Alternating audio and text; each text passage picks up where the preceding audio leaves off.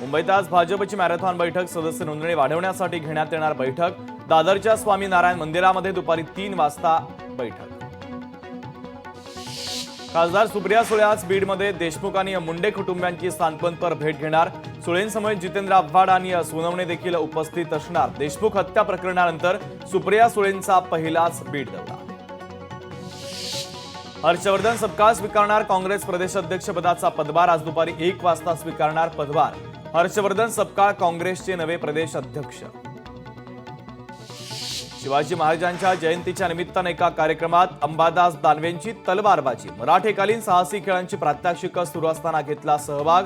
दानवेंच्या तलवारबाजीचा video social मीडियावर देखील viral.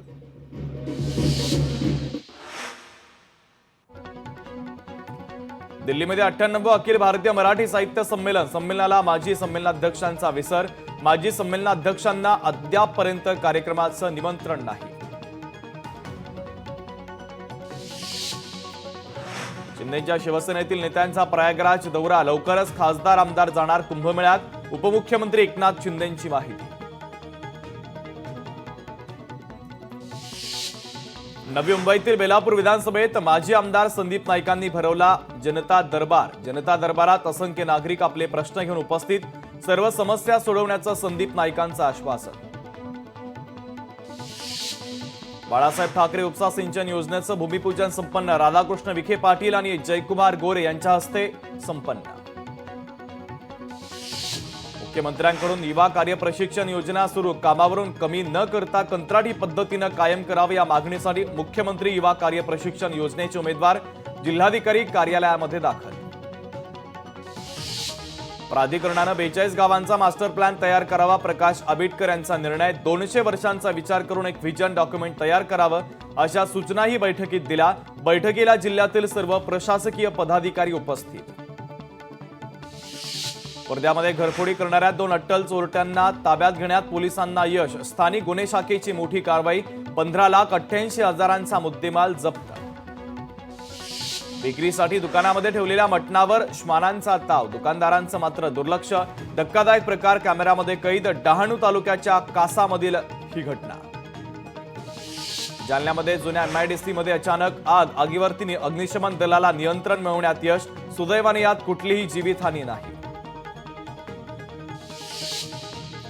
मुंबईत तापमानाचा पारा चढता उतरता एका दिवसात 5 अंशांची घट। दिवसा तापमानाचा पारा वर तर रात्री कमालीची थंडी। मुंबई महानगरपालिकेतील कर्मचाऱ्यांचा आज धडक मोर्चा। रिक्त पद भरणं, नवीन भरतीसह विविध मागण्या। दुपारी 2 वाजता आझाद मैदानात निघणार मोर्चा।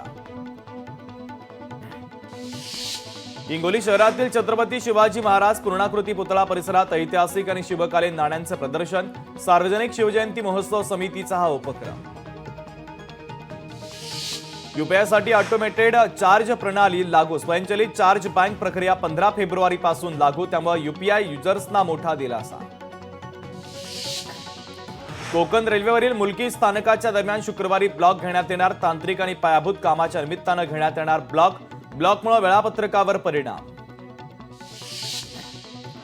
सिल्लोडमध्ये वधूवरांच्या हस्ते स्वराज्य संकल्पक शहाजी महाराज ग्रंथाचं प्रकाशन। विवाह समारंभामध्ये हा ग्रंथ प्रकाशन सोहळा संपन्न। शहाजी महाराजांची ओळख सर्वसामान्यांना व्हावी या उद्देशानं प्रकाशन सोहळ्याचं आयोजन। शिरूरमध्ये शासन आपल्या दारी कार्यक्रमाचं आयोजन तर विविध योजनेतील पात्र आणि धनादेश लाभार्थ्यांना वाटप। परभणीमध्ये ग्रंथोत्सवाचं उद्घाटन। ग्रंथदिंडीसह विविध कार्यक्रमांची मेजवानी। जिल्हा पोलीस अधीक्षक रवींद्रसिंह परदेशी यांची प्रमुख उपस्थिती। जळगावमधील गिरणा नदी पात्रातील वाळू ठेक्याच्या विरोधात ग्रामस्थांचं जिल्हाधिकारी कार्यालयाच्या समोर तीव्र आंदोलन। वाळू ठेका रद्द करा अशा घोषणा देत ग्रामस्थांनी नोंदवला विरोध। परभणीमध्ये जिंतूर तालुक्यात देशी दारूचं दुकान सुरू। देशी दारूच्या दुकानाविरोधात महिलांची जिल्हाधिकारी कार्यालयामध्ये धाव।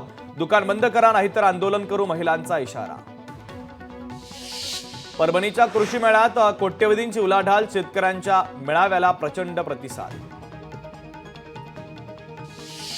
नांदेडमधील इतवारा हद्दीमध्ये 34 गोवंश पकडले। 3 जणांवर गुन्हा दाखल।